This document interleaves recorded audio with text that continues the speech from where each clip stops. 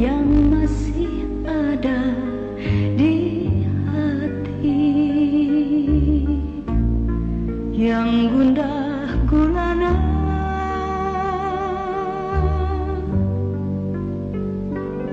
Oh, betapa duka hari ini merenggut anganku dan menghancurkan segalanya,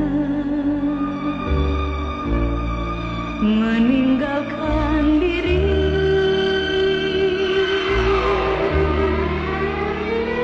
Hilanglah sudah indah diriku, tinggal cacat terukir di dada, selamanya menggores segala mana, terkubur puing-puing derita.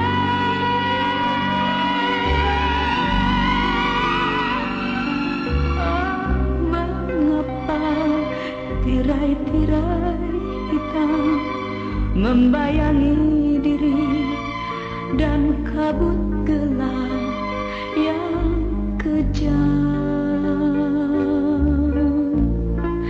tebarkan nistanya.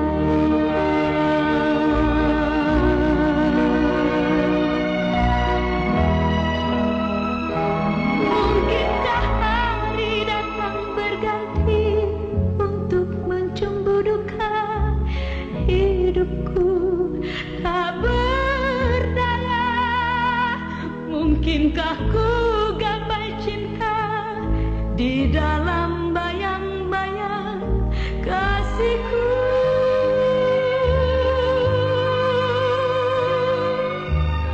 Oh Tuhan, kepadamu jua ku pasrahkan diri dan ku pohonkan sinarmu, pelita hidupku.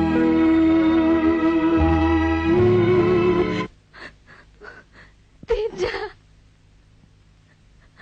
Lebih baik Tika mati daripada harus dioperasi. Apa arti hidup ini kalau Tika tidak lagi memiliki sesuatu yang merupakan kebanggaan seorang wanita secara utuh? Apa, Mama?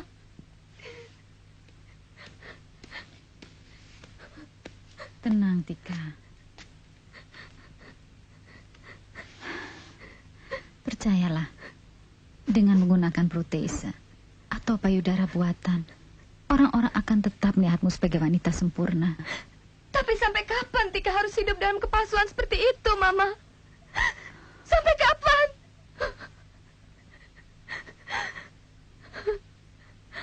Apakah Tika harus menyelubungi seluruh sisa hidup Tika dengan kepalsuan dan kebohongan, Mama? Jawab, Mama!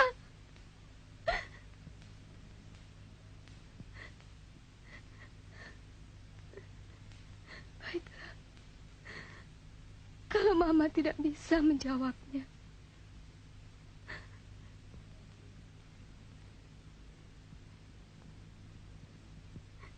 coba Papa yang jawab.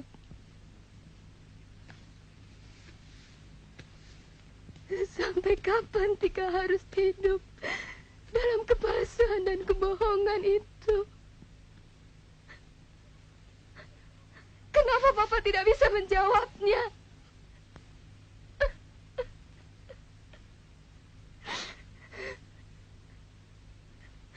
Padahal sejak kecil Tika selalu diajarkan untuk tidak berbohong. Meskipun cuma sekali saja.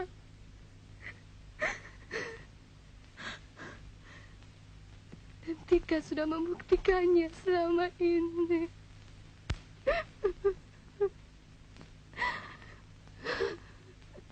Mengapa baru sekarang Tika dipaksa untuk berbohong? Menghalalkan segala dusta dalam setiap gerak dan langkah hidup Tika. Itu lain, Tika. Apa bedanya, Papa? Apapun dalihnya, dusta adalah tetap dusta. Bahkan dengan menyembunyikan segala kepalsuan yang Papa dan Mama sarankan, itu berarti Tika melakukan dusta ganda.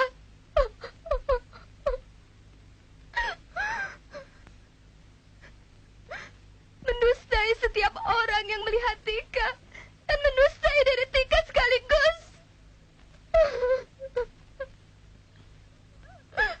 Mengapa Papa dan Mama tidak mau mengerti perasaan Tika? Papa dan Mama justru sangat mengerti perasaanmu, Tika.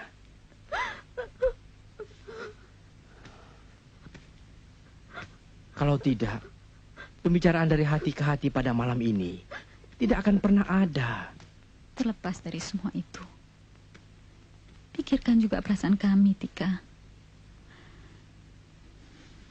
Kalau kau tetap tidak mau dioperasi, tegakah kau melihat Papa dan Mama selalu dikejar bayang-bayang ketakutan? Takut kehilangan kau, satu-satunya anak kami.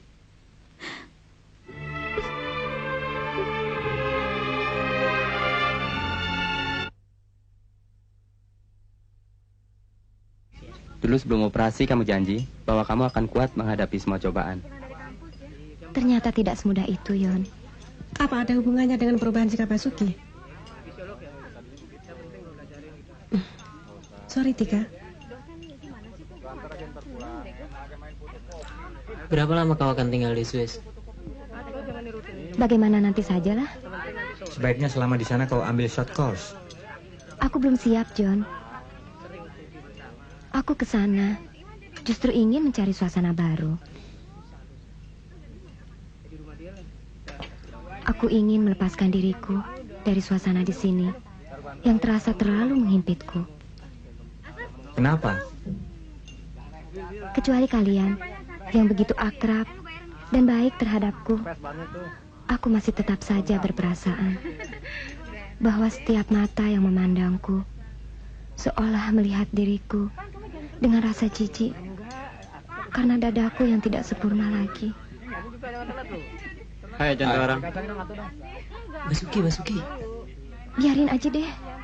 Dia harus tahu kau akan berangkat. Apa urusannya? Hai. Selamat siang pribadi. Jadi ngantar Sarah John? Enggak deh. Oke deh, bye.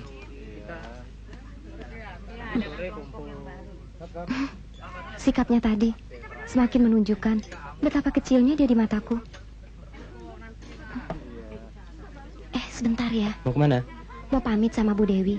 Bu Dewi? Hai Tika, kau kelihatan semakin sehat. Bagaimana? Saya mau pamit, Bu. Ibu sudah dengar dari dosen-dosen yang lain. Ibu senang sekali kesehatanmu semakin baik. Tapi Ibu sangat kecewa atas keputusanmu untuk berhenti kuliah. Keadaannya memaksa saya mengambil keputusan itu, Bu. Ibu mengerti. Kalau Ibu berada di posisimu, mungkin Ibu juga akan mengambil putusan yang sama.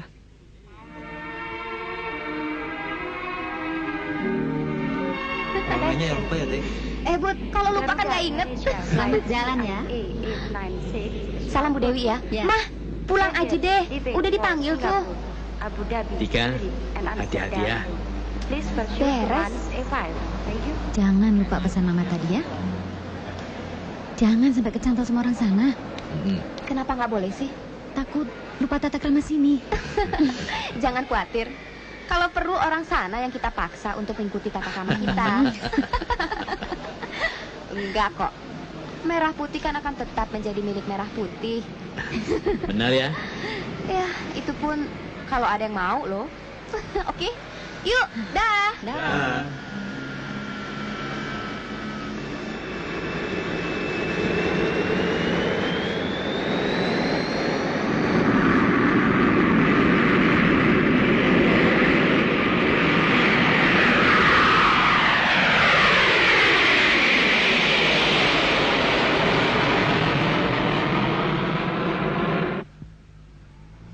Kenapa masih kau resahkan juga keberangkatannya, Mam?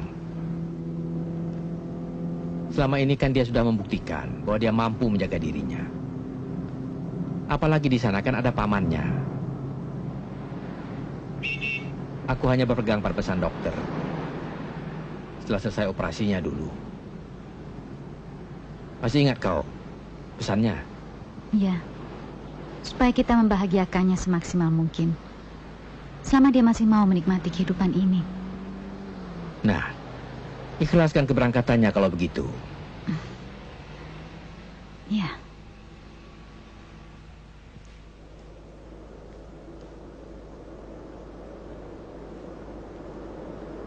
Sri, tolong ada penumpang di 16D, dibetulkan selimutnya. Iya, Pak.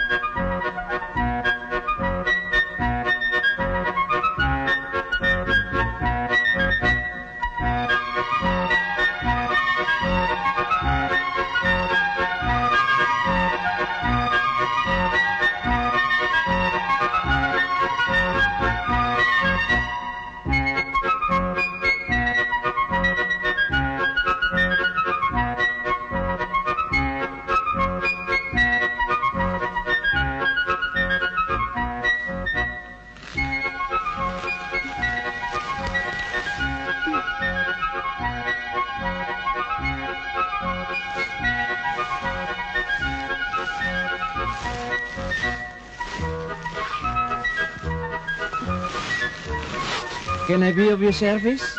It's all right. I can handle it by myself. Sure? Definitely. Okay, take care. Yeah.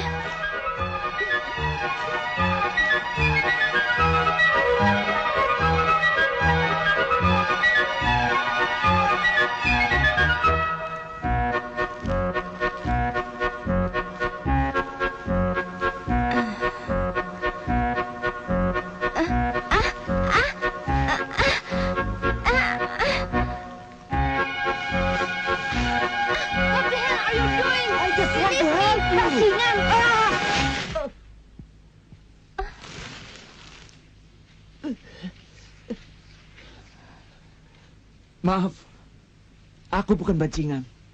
Aku cuma ingin menolong kamu. Oh, maafkan saya, Bung. Help! Help!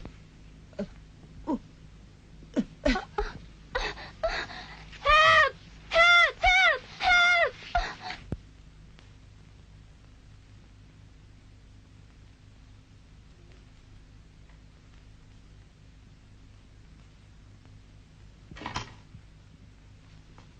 I'm sorry. Time is up.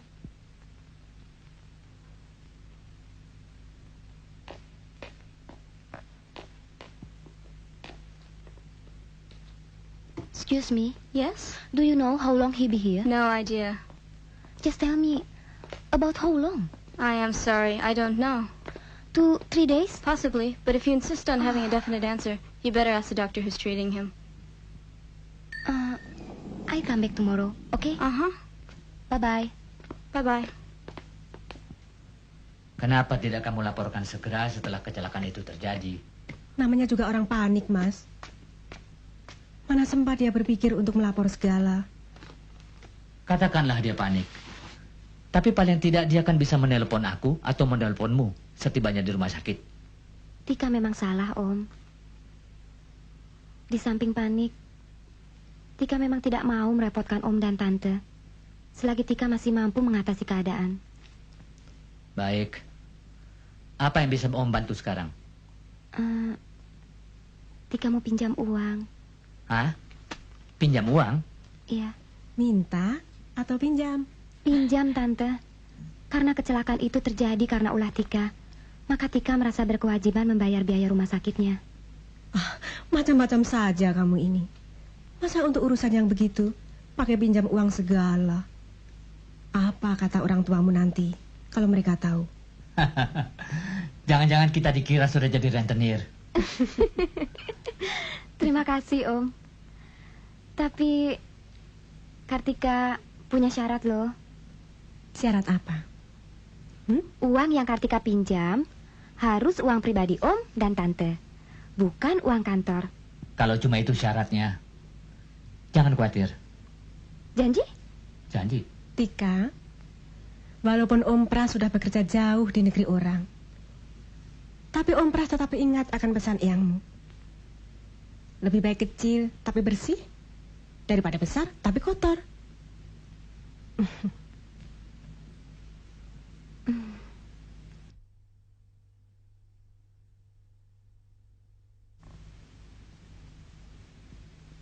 What? Yesterday you told me he'll be treated for 2 or 3 days. It was his own wish to be discharged. But do you know why? A really funny reason he gave us. He said he didn't have enough money for even 1 day of treatment. Oh, no. Well, where can I find him? What? You mean you didn't know him at all? I just happened to meet him yesterday, where the accident happened. So, whose address did you write down at the registration desk yesterday? It's my uncle's address. All right. Thanks. You're welcome. Hey, wait. I found this card in his bed this morning. Maybe it can help you to find his address. I hope so. I'll pray for you. Thank you very much. You are welcome. Bye-bye. Bye-bye.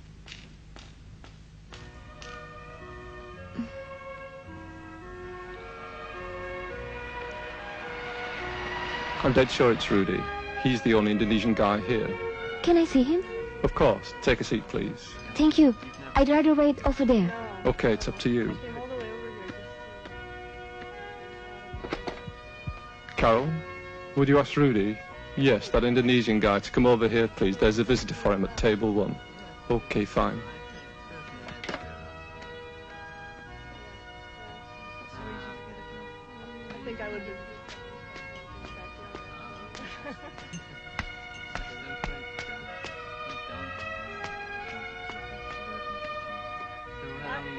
Selamat malam.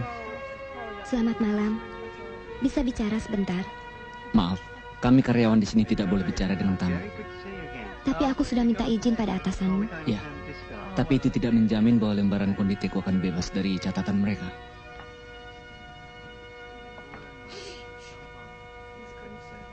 Baiklah kalau begitu.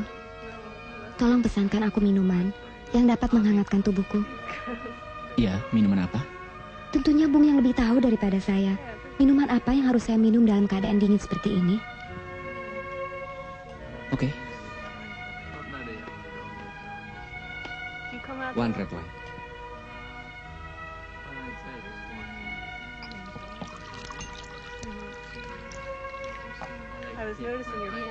Thank you.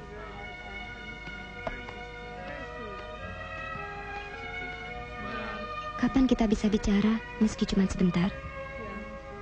Apa yang mau dibicarakan? Kau belum menjawab pertanyaanku. Waktu luangku hanya setelah tugasku selesai. Larut malam. Begitulah. Bagaimana kalau besok pagi?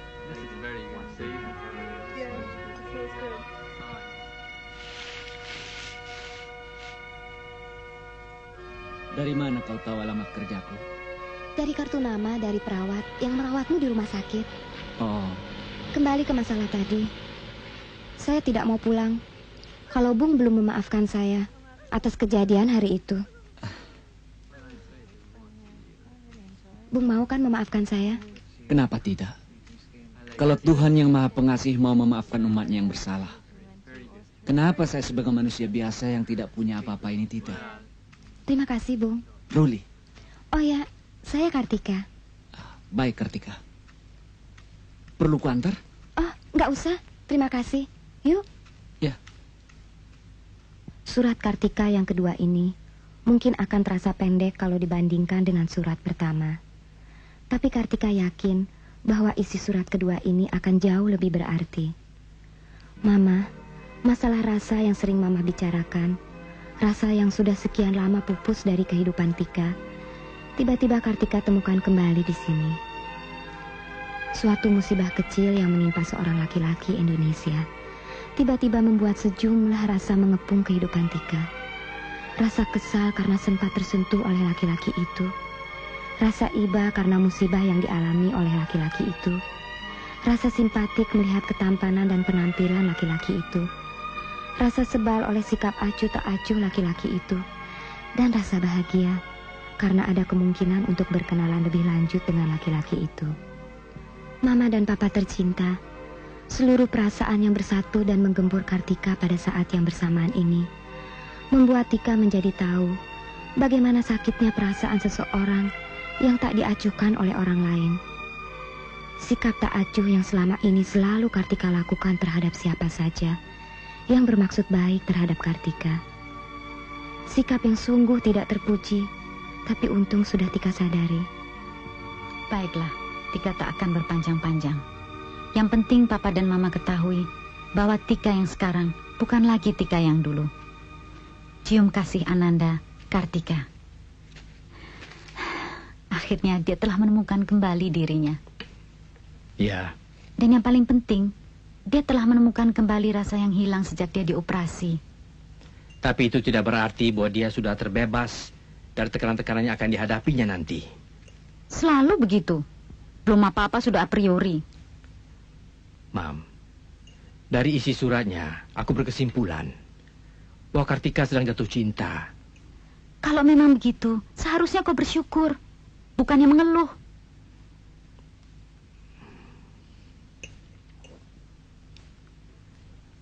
Buat apa kita mendustai diri kita lagi? Kartika bukannya gadis yang sempurna dan utuh lagi. Sebagai seorang ayah, aku memang harus mendukung gairah hidup dan rasa yang sedang ditemukannya kembali. Kalau boleh aku berterus terang, sebaiknya dia jangan bercinta dulu. Sampai kapan? Sampai kapan sikap ini kau pertahankan? Apakah dia harus tetap menunggu sampai rasa khawatirmu terhadap dirinya hilang? Apakah kau baru akan menyerah setelah dia jadi peran tua? Begitu? Aku mengerti perasaanmu. Sebagai seorang ibu yang bertaruhkan nyawa ketika melahirkannya, kau pasti ingin melihat dia bahagia. Tapi sebaliknya, apakah kau tega melihat dia dicampakkan oleh Basuki-Basuki lain? Coba ingat, bagaimana Basuki yang sangat mencintai Kartika ternyata bisa mencampakkan Kartika begitu saja setelah payudaranya diangkat.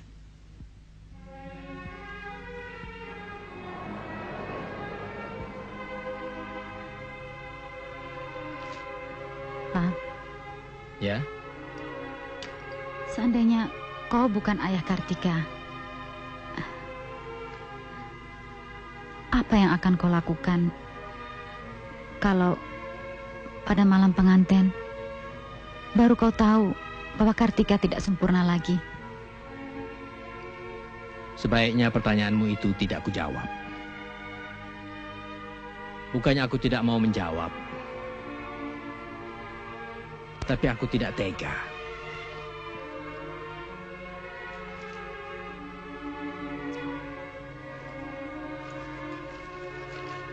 Sebaliknya, kalau kau berada di tempat Kartika, apakah kau akan sanggup berterus terang pada calon suami yang mencintaimu?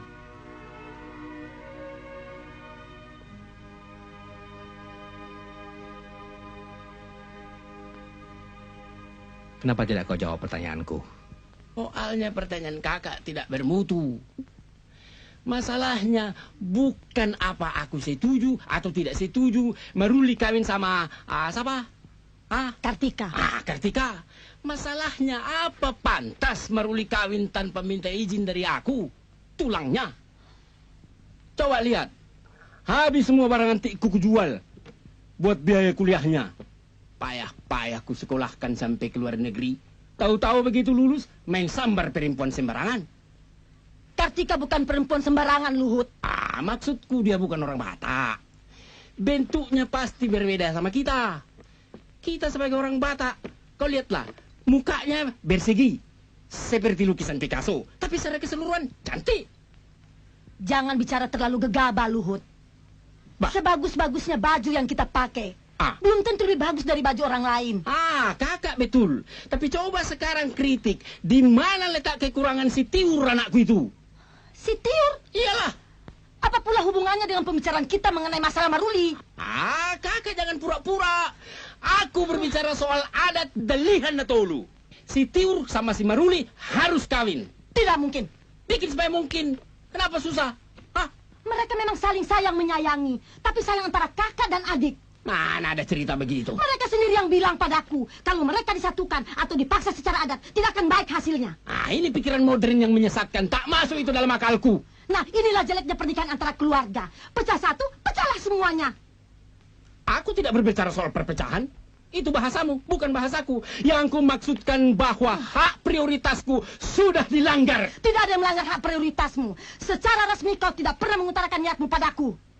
Itu cepat kau dilanda penyakit lupa. 9 kali sudah kucapkan itu sama kau. Pertama di rumah Evorus Nababan, terakhir kali di Lapoto Sendang. Aku tidak dengar itu. Kau memang tidak dengar itu sebab kau sedang asik mengorek-orek kuping. Mana kau dengar itu?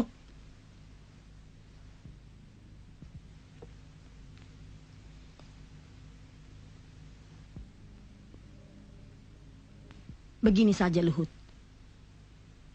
Sambil menunggu keputusan atau berita akhir dari Maruli, ada baiknya kalau kau menimbang kembali kekerasan sikapmu itu. Mentalku bukan mental penjajah yang pandai merubah-rubah sikap dalam setiap perundingan.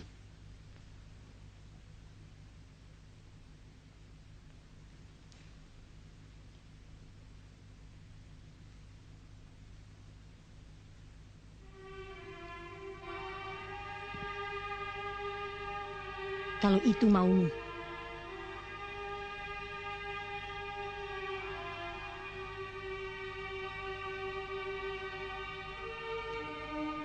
Apa boleh buat?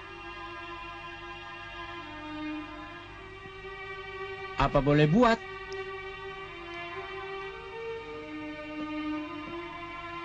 Itu jawaban model kedai kopi. Tak sehat itu. Pokoknya aku akan tetap berpegang pada wasiat almarhum orang tua kita. Bahwa kita boleh menghormati adat. Tapi jangan sampai kita diperbudak oleh adat.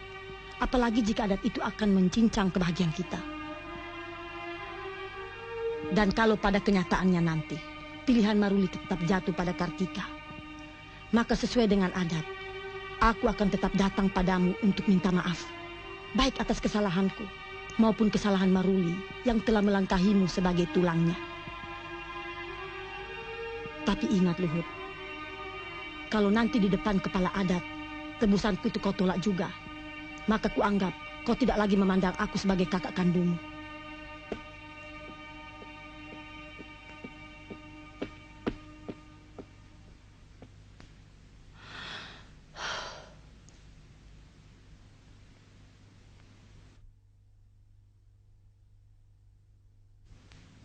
Aneh. Orang tua mampu, kamu pintar, sudah semester 4 sastra Inggris, lantas berhenti. Kenapa? Ya, begitulah. Mau apa lagi?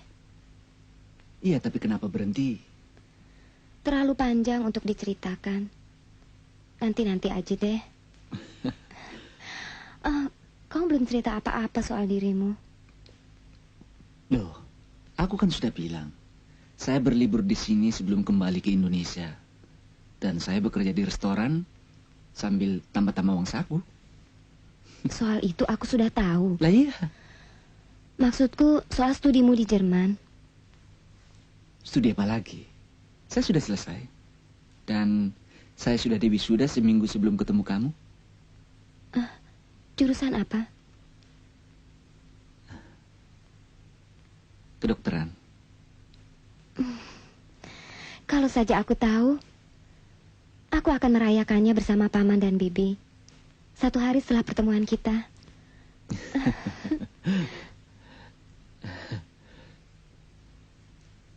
Sudah sore. Saya harus kembali ke restoran untuk melapor.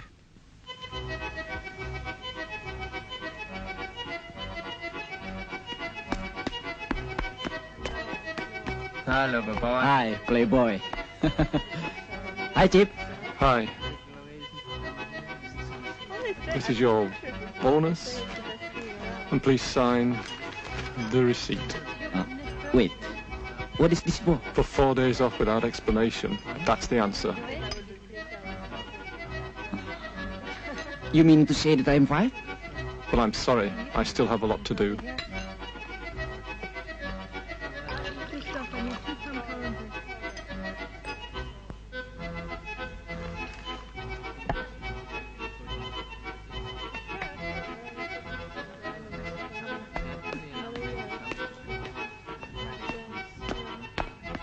Hey, who are you looking up, man?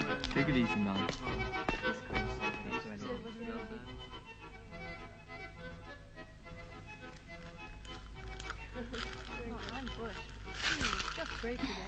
Bagaimana? Beres? Ya, aku jadi kaya. Aneh. Sudah mangkir malah dikasih uang. Ya, aku di PHK kan.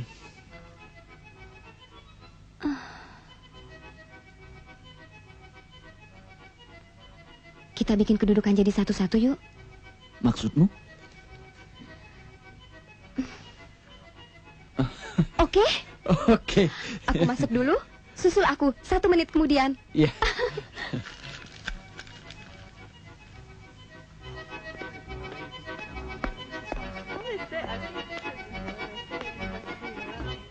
Good evening, madam. Good evening. Your order, please. 2 glasses of red wine. 2 glasses red wine. Right away.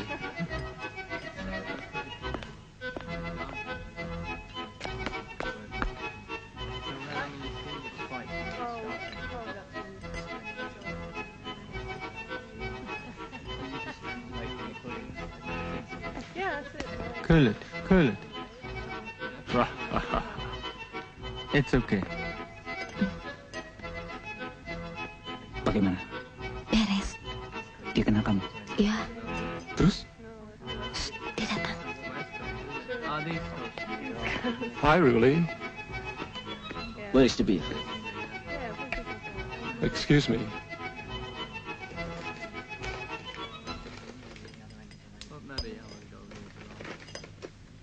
Keep the change. Thank you. Sir. Thank you. Thank you, sir. Sekali-sekali anak juga ya kerjain bule. Cheers. Cheers.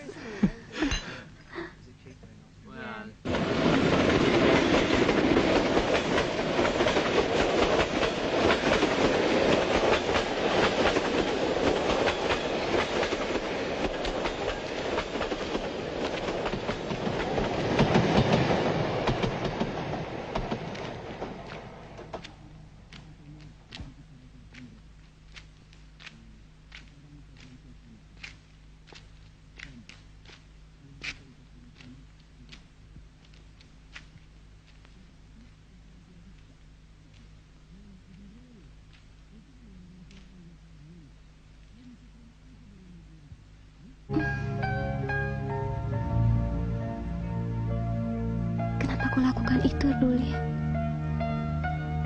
Karena aku mencintaimu, Tika. Sungguh.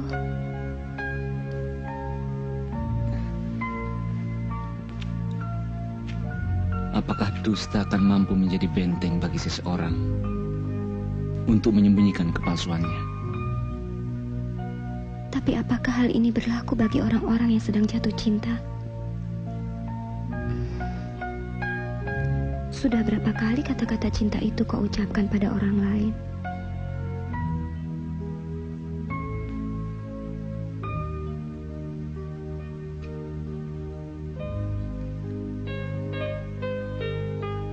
Aku tidak menyukai kemunafikan.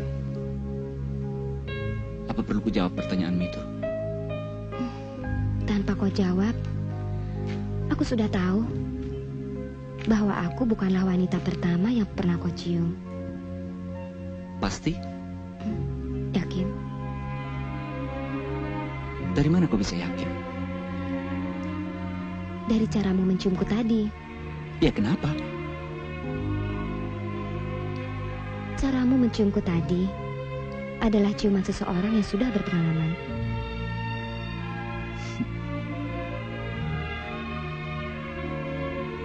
Kalau begitu, aku juga merasa yakin bahwa aku bukanlah laki-laki yang pertama yang pernah mencium. Dari mana kau tahu? Kalau kau bisa mengatakan bahwa ciumanku adalah ciuman orang yang berpengalaman, tentunya kau juga pernah merasakan ciuman orang yang belum berpengalaman. Kau adalah orang yang kesejuta yang pernah kucium.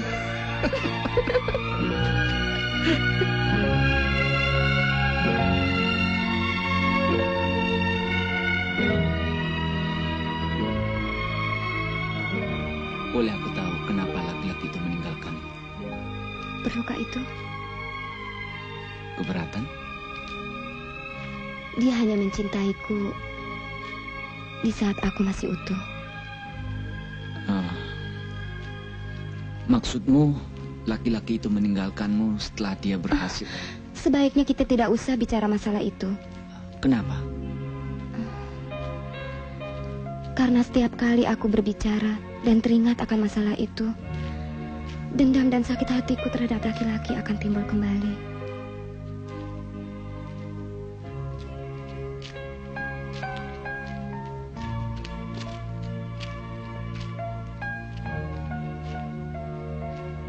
Kalau begitu, kita sama-sama pernah kandas. Ya. Boleh aku tahu kenapa kau kandas?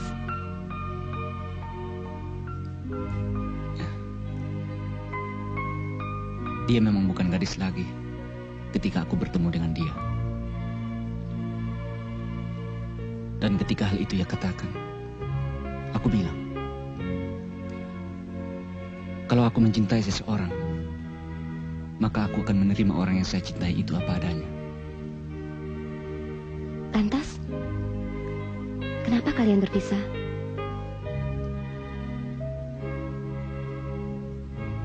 Dia menyalahgunakan ketulusan cinta dan kepercayaanku.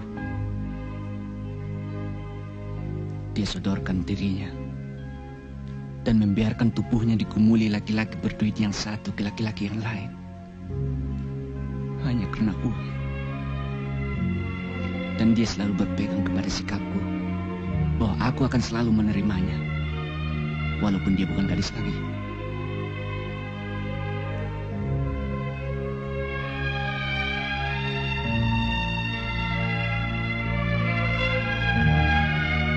Semua ini tidak kudengar dari orang lain,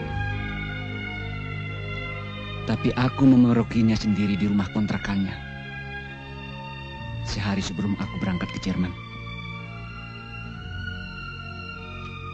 Sejak itulah aku berpendirian. Lebih baik mencintai orang yang cacat tubuh daripada orang cacat moral.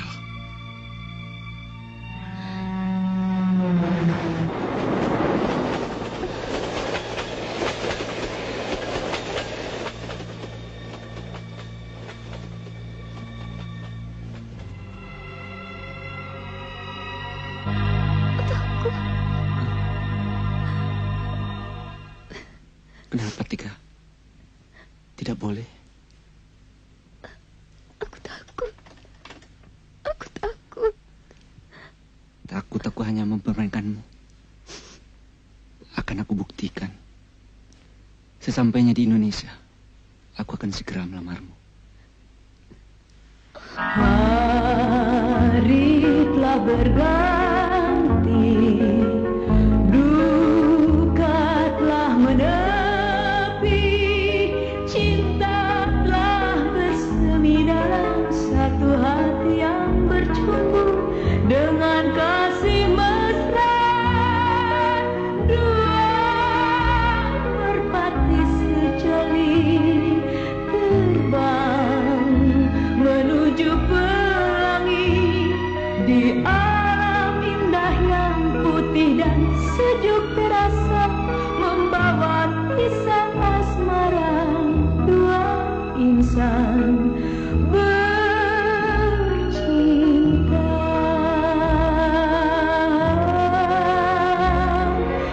Danau yang membiru, burung yang menari, angin yang menyanyikan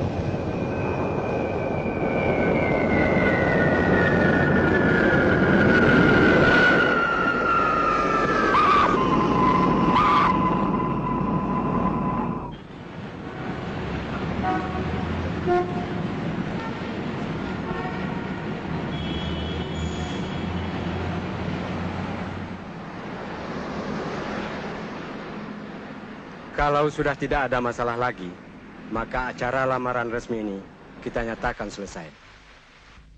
Maaf, bagaimana kalau kita membiarkan Nak Ruli bicara dengan calon mertuanya sambil kita menuju ke ruang makan? Mari. Mari. Mari silakan, Pak. Terima kasih. Silakan. Ayo, Mas. Mari. Ayo. Iya.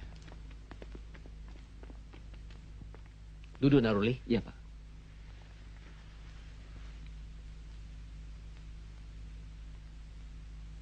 Nak Ruli, dengan tulus dan ikhlas, saya titipkan Kartika yang selama ini dititipkan Tuhan pada kami ke tangan Nak Ruli. Terima kasih, Pak. Tapi ada satu soal yang ingin saya sampaikan. Maksud saya tanyakan kepada Nak Ruli. Apa itu, Pak? Apakah Nak Ruli bersedia menerima Kartika dengan segala kekurangannya?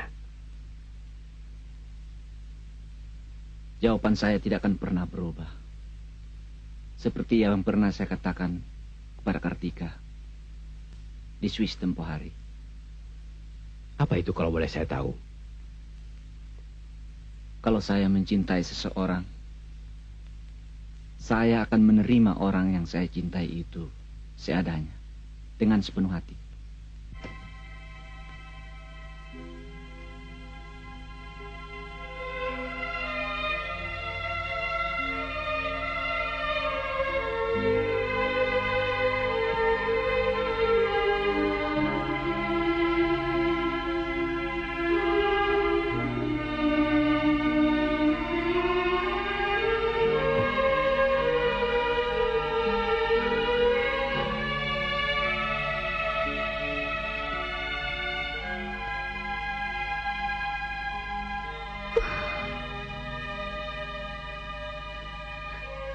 Mama. Kau kelihatan putus asa sekali, Tika.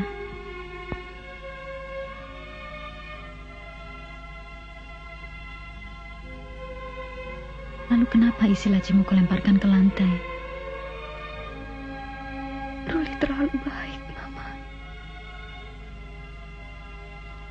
Alangkah kejamnya kalau kebaikan Ruli itu Tika balas dengan kepalsuan-kepalsuan.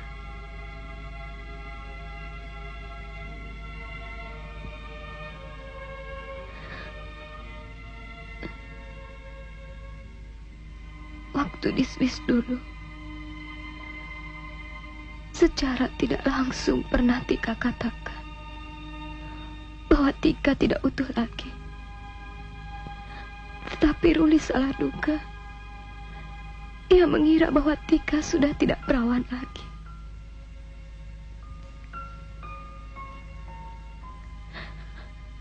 Meskipun dugaannya keliru, tetapi itu tetap menunjukkan betapa mulianya hati Ruli yang mau menerima Tika yang sudah tidak utuh ini. Mestikah Tika menodai kemuliaan hatinya, Mama? Maksudmu, kau akan berterus terang pada Ruli pada saat-saat terakhir seperti ini?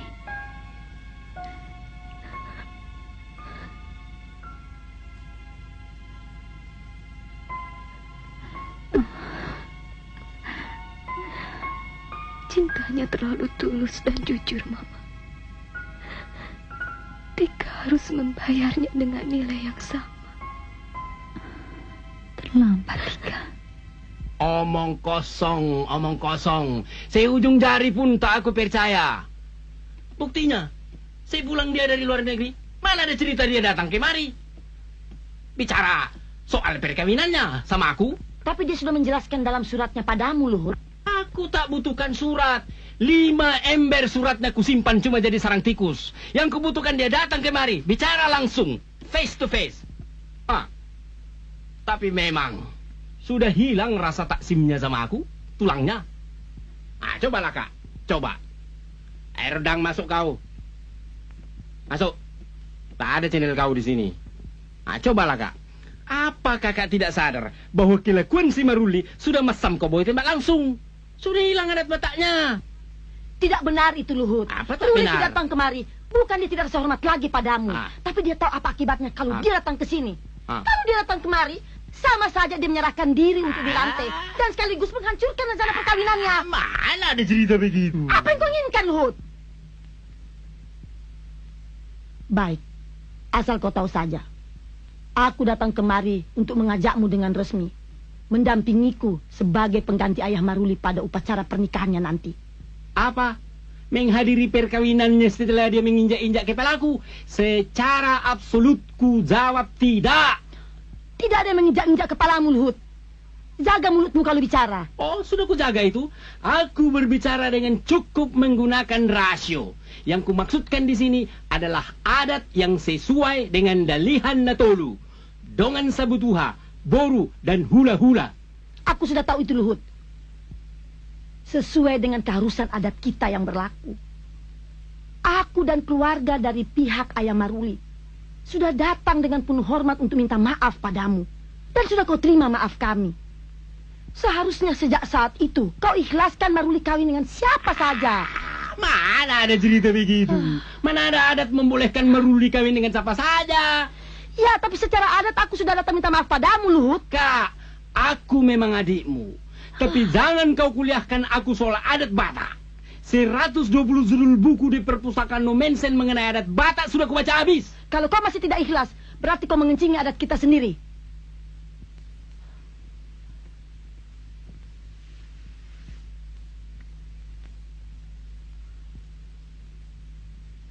Luhut, kenapa amarah dan nafsu pribadi yang tak terkendalikan dapat membuat kita lupa bahwa kita sama-sama sudah tidak mempunyai siapa-siapa lagi di dunia ini?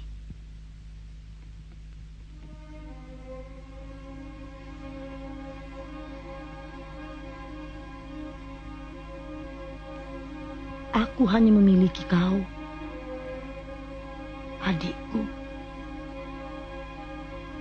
Dan kau hanya memiliki aku, kakakmu.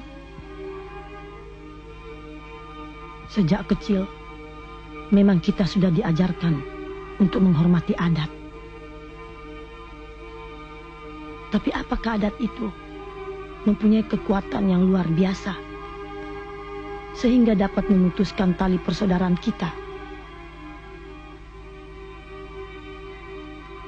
Tali persaudaraan yang diturunkan oleh Tuhan sebagai kurnia atas cinta kasih kedua orang tua kita yang sudah tidak ada. Tidak.